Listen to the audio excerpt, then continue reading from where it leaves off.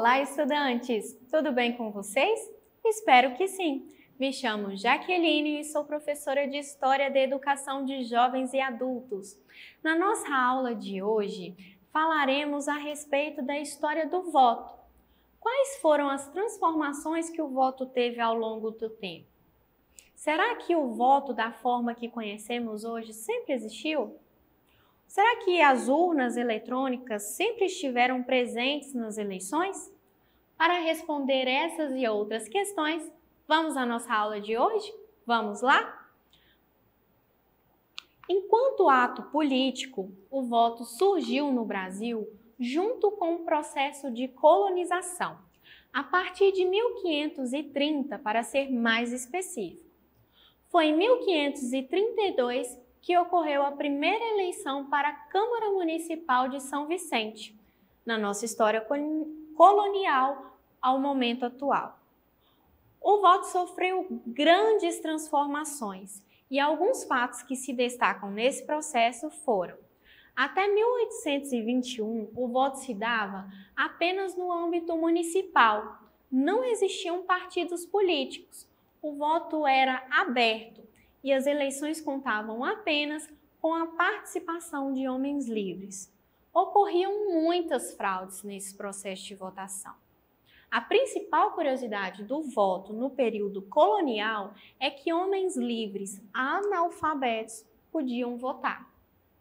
Já na fase imperial, era possível eleger deputados e senadores das câmaras do Império. Semelhante ao período colonial, as fraudes eleitorais eram muito frequentes, com o uso de mecanismo como o voto por procuração, no qual o eleitor transferia seu direito de votar para outra pessoa, ou no uso de título de eleitor falso. O voto nessa época era censitário. Compreende-se por censitário a concessão do direito do voto apenas àqueles cidadãos que atendiam a certos critérios econômicos, isto é, apenas uma parcela da população com grande poder aquisitivo tinha direito ao voto, pois, de acordo com a Constituição de 1824, era necessário ter no mínimo de renda para poder votar. Segundo a Constituição que vigorou durante o Império, a estrutura política do país estava dividida em 3 níveis. Eram esses: municípios, províncias e governo central, sendo que as eleições eram realizadas indiretamente para postos como a Câmara dos Deputados, Senado e Assembleias Provinciais, e diretamente para o juiz de paz. Juiz de paz era um magistrado, frequentemente sem formação jurídica, que exercia diversas funções judiciais, consideradas em cada lugar e época. Não há registros históricos da função exata do juiz de paz na época imperial, mas acreditava-se que ele exercia funções como compras e vendas de terras, casamento, dentre algumas outras funções. As eleições aconteciam em 2 etapas. Na primeira, os votantes, termo que designava os cidadãos que votavam nas eleições de primeiro grau, escolhiam os eleitores. Na segunda, aqueles que tivessem escolhido como eleitores elegiam os deputados e senadores. Para ser votante, era necessário que o cidadão tivesse uma renda mínima de 100 mil réis anual. Se quisesse ser eleitor, era necessário uma renda anual de 200 mil réis. E para ser deputado ou senador, as somas eram respectivamente de 400 a 800 mil réis. Com a proclamação da República, no dia 15 de novembro de 1889, a família real foi destituída e o chefe do Executivo Federal passou a ser escolhido entre a população, adotando o presidencialismo. Prudente de Moraes foi o primeiro eleito para o Executivo Federal, mas, por um lado, a possibilidade de escolher o presidente poderia ser vista como uma conquista. Por outro, esse poder se concentrava na mão de poucos. Pessoas menores de 21 anos, mulheres, analfabetos, mendigos, soldados rasos, indígenas e integrantes do clero estavam impedidos de votar. De 1889 a 1930, vivemos o período chamado de República Velha, que se dividiu entre a República da Espada, com os governos de Marechal Deodoro da Fonseca e Prudente de Moraes, e a República dos Coronéis, que ficou marcada pelo voto de Cabresto. Nesse período, o país ainda era, em sua maioria, rural e tinha na figura do coronel uma autoridade sobre o poder local. Geralmente, um fazendeiro rico que usava o seu poder econômico para obter poder político. O coronel coagia as pessoas a votar no candidato por ele indicado, por ele escolhido. Como não existia uma justiça eleitoral, eram comuns as práticas como a coação dos eleitores. Nas palavras de Vitor Nunes Leal, inventavam-se nomes, eram ressuscitados os mortos, os ausentes compareciam. Mesmo tendo a participação popular via voto, as eleições da época eram caracterizadas por um jogo de cartas marcadas. Com a chegada de Getúlio Vargas ao poder, o país passa por transformações sociais, políticas e econômicas.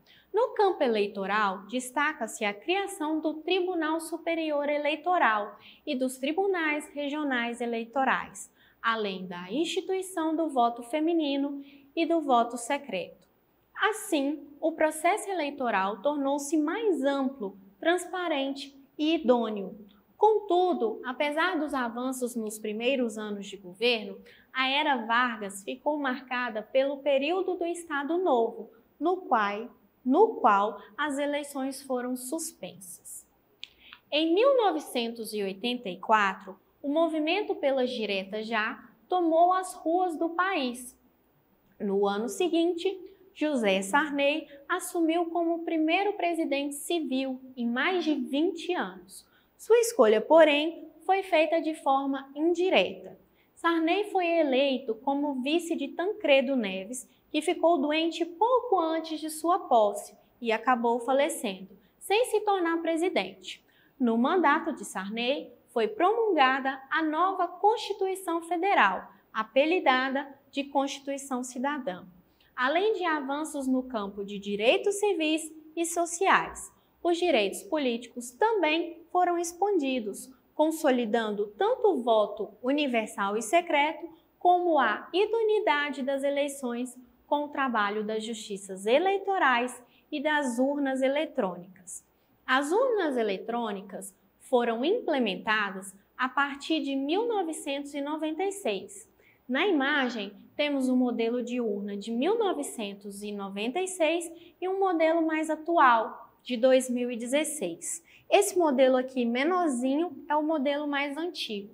O modelo maior, com visor, já é o modelo de 2016. Mas vamos aprender um pouco mais sobre urnas eletrônicas? Nosso sistema de votação é composto por dois módulos, o terminal do eleitor e o terminal do mesário.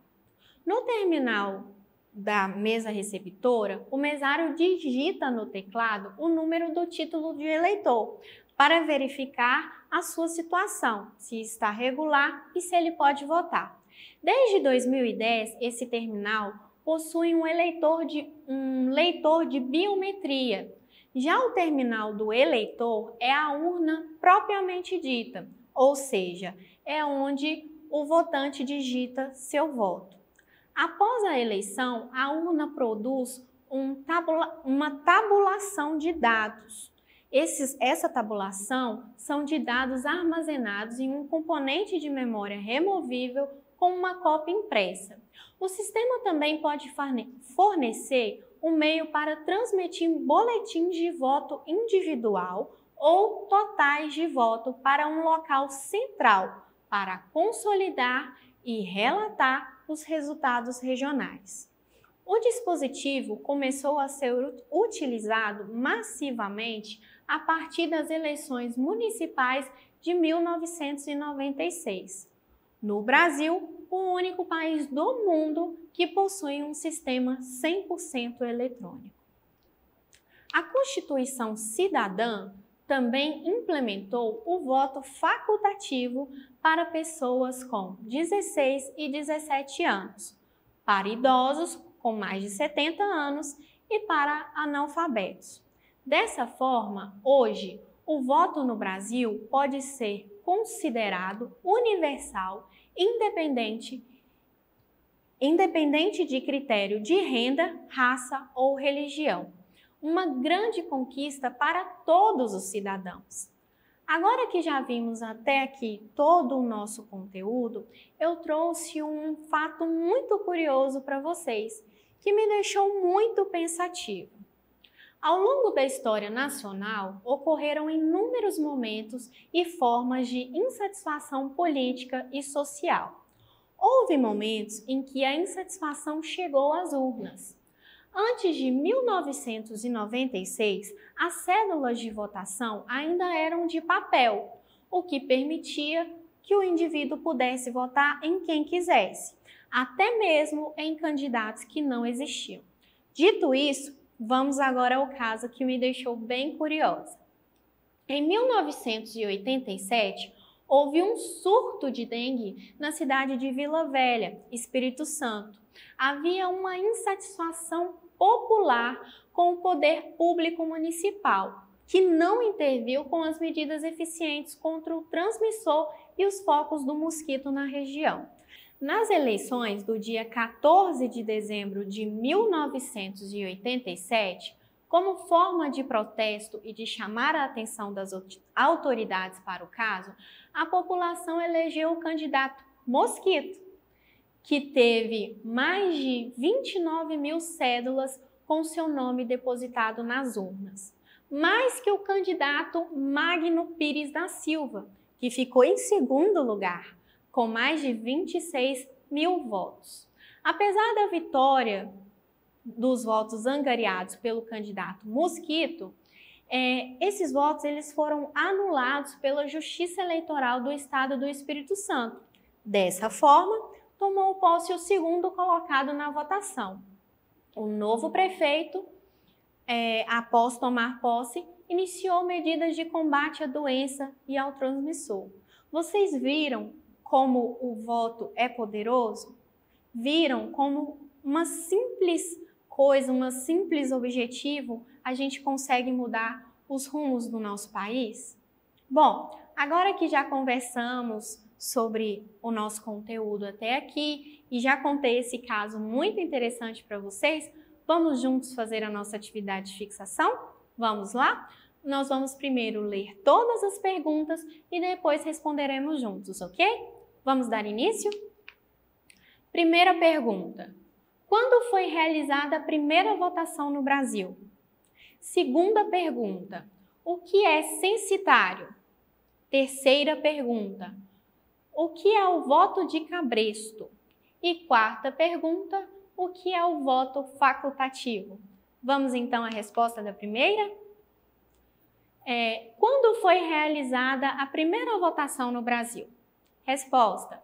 Foi em 1532 que ocorreu a primeira eleição para a Câmara Municipal de São Vicente. Então, a primeira eleição aqui no Brasil ocorreu em 1532. A segunda pergunta pergunta: o que é censitário? Censitário é a concessão do direito do voto apenas àqueles cidadãos que atendem a certos critérios econômicos. Isto é, apenas uma parcela da população com grande poder aquisitivo tinha poder ao voto. Então, censitário é aquele voto que é feito por uma minoria. Só as pessoas que têm grande poder aquisitivo que podem fazer o voto quando o voto é censitário. A pergunta de número 3 pergunta: o que é o voto de cabresto? De 1889 a 1930, vivemos o período chamado de República Velha. Nesse período, o país ainda era em sua maioria rural e tinha na figura do coronel uma autoridade sobre o poder local. Geralmente um fazendeiro rico que usava o seu poder econômico para obter poder político. O coronel coagia os eleitores a votar no candidato por ele indicado. Então, o voto de cabresto era a coação do coronel para que as pessoas pudessem votar no candidato que ele escolhesse, que ele indicasse. Na quarta pergunta, eu pergunto: o que é o voto facultativo? O voto facultativo é as pessoas com 16 e 17 anos, idosos com mais de 70 e analfabetos têm direito a escolherem se querem votar ou não. Bom, agora que já respondemos toda a nossa atividade de fixação, agora é com vocês. Em seu caderno, escreva um breve relato sobre o nosso processo de votação nos dias atuais. Como é feito o nosso processo de votação nos dias atuais? Tem a campanha eleitoral, é feito todo aquele processo e depois a gente vai até as urnas e vota, não é mesmo?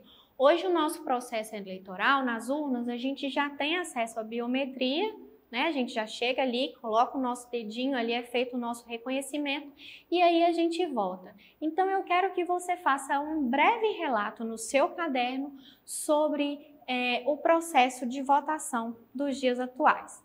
Por hoje é só, a nossa aula vai ficando por aqui e eu aguardo vocês na próxima aula. E para acessar nossas atividades na plataforma SMED GV, aponte a câmera do seu celular na imagem que aparece no canto da tela. Acesse nossas redes sociais e se inscreva em nosso canal do YouTube SMED GV. Tchau!